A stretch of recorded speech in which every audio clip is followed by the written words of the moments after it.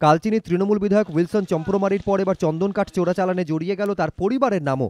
কালচিনির জয়গাঁর কাছে পশ্চিম সাতালি এলাকায় যৌথ অভিযান চালিয়ে শনিবার 246টি চন্দনকাঠের গুঁড়ি উদ্ধার করে বন বিভাগ এবং সশস্ত্র সীমাবল বা এসএসবি, যার আনুমানিক বাজার দর 10 কোটি টাকা।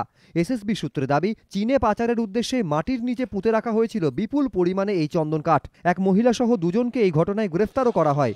সেই ধৃতদেরই একজনের অভিযোগ, তাকে চন্দনকাঠ লুকিয়ে রাখতে নির্দেশ দিয়েছিলেন কালচিনি তৃণমূল বিধায়কের বাবা সুবিন চম্প্রমারি।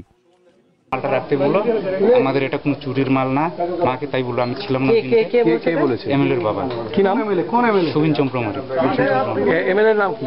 গুলশান চম্প্রমারি। ওনার বাবা বলছে যে আমাদের এটা অপশনের মাল, পচা মাল, এগুলো আমাদের পেপারস আছে, যে কিছু পার্টি নিতেছে না এখন, যে মালটা কয়েকদিন রাখো। এমনকি প্রথমে চন্দনকাঠ রাখতে রাজি না হওয়ায় তাকে হুমকিও দেওয়া হয় বলে দাবি ধৃতের।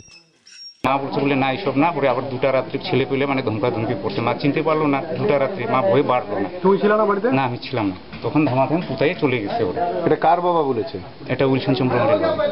যদিও বিধায়কের বাবার পাল্টা দাবি, তাঁদের বিরুদ্ধে চক্রান্ত করা হচ্ছে। এর আগে অবশ্য খোদ কালচিনি তৃণমূল বিধায়কের নামও জড়িয়েছে চন্দনকাঠ চোরাচালানের সঙ্গে। আনন্দবাজার পত্রিকায় প্রকাশিত এক প্রতিবেদন অনুযায়ী দক্ষিণ ভারত থেকে আলিপুরদুয়ার হয়ে কিভাবে ভুটানে পাচার হচ্ছে রক্তচন্দন, সেই সংক্রান্ত একটি নোট নবান্নকে পাঠায় কেন্দ্র। তাতেই নাম ছিল শাসক দলের এই বিধায়কের। শুধু চন্দনকাঠ চোরাচালানের সঙ্গে নাম জড়িয়ে যাওয়াই নয়, তার আগে মন্তব্য করেও বিতর্কে জড়িয়েছেন উইলসন চম্প্রমারি।